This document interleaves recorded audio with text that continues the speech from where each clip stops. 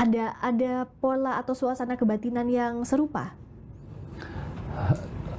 Kalau melihat semangat beliau sejak dilantik, kelihatannya tidak. Presiden Prabowo pasti akan menandatangani undang-undang TNI itu. Ya, apalagi waktu pertemuan dengan Pemret juga mengatakan bahwa prosesnya sudah panjang kok. Di situ ada, kita bisa membaca ada keberpihakan Presiden Prabowo bahwa setuju dengan revisi undang-undang ini ya, Mas Har. Karena memang kan kalau undang-undang itu berlaku ya, apalagi ditandatangan presiden, artinya ada pengesahan dari presiden bahwa undang-undang itu berlaku dan wajib diundangkan. Karena kalau tidak, ya boleh dibilang mungkin ada keraguan yang Mbak Priska bilang ada suasana batin, akhirnya presiden tidak jadi menandatangani undang-undang itu. Jadi menurut saya Presiden Prabowo pasti akan menandatangani itu. Ini kan beliau pulang besok, tanggal 16. Sudah mendarat Selasa ini. Oh, langsung ya. Jadi dalam waktu mungkin kita harapkan minggu ini harus sudah tanda tangan ya, karena batas waktunya kan kalau 20 Maret berarti harus ditambah sekitar 30 hari kerja ya. 30 hari kerja berarti ya akhir bulan ini harus sudah ditandatangani. Iya, dan artinya juga pemerintah dalam hal ini Presiden Prabowo Subianto sebelum menandatangani diperiksa betul tadi ya, tidak hanya redaksional tapi juga substansinya. Dan kalau Mas Har lihat dari presiden ke presiden menghadapi aturan hukum yang ada pro dan kontranya, ini bagaimana kita membandingkannya dengan Pak Jokowi misalnya atau presiden-presiden terdahulu? Iya, mungkin sebelum masuk ke situ gitu ya, kenapa saya kemarin dapat diskusi dari beberapa orang-orang di lingkungan istana.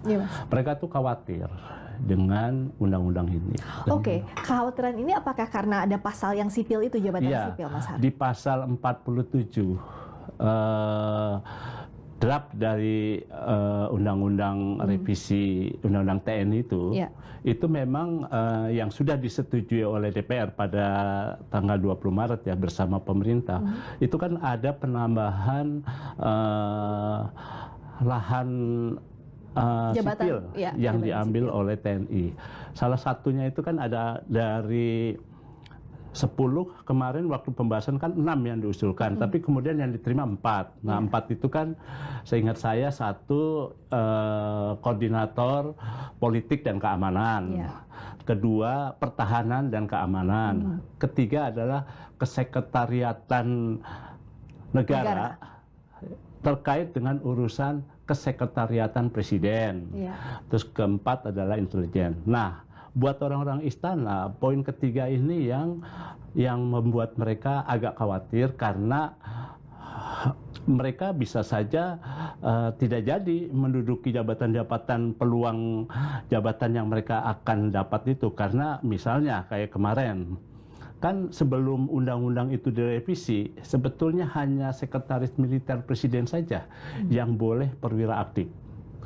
Lainnya tidak boleh. Tapi kemudian kan Mayor Teddy masuk ya sebagai sekretaris kabinet, meskipun sudah ada payung hukumnya melalui Permenseknek, sehingga beliau setingkat mayor posisinya berada di bawah sekretaris militer. Nah, tapi sekarang dengan undang-undang baru itu bisa ada perubahan lagi.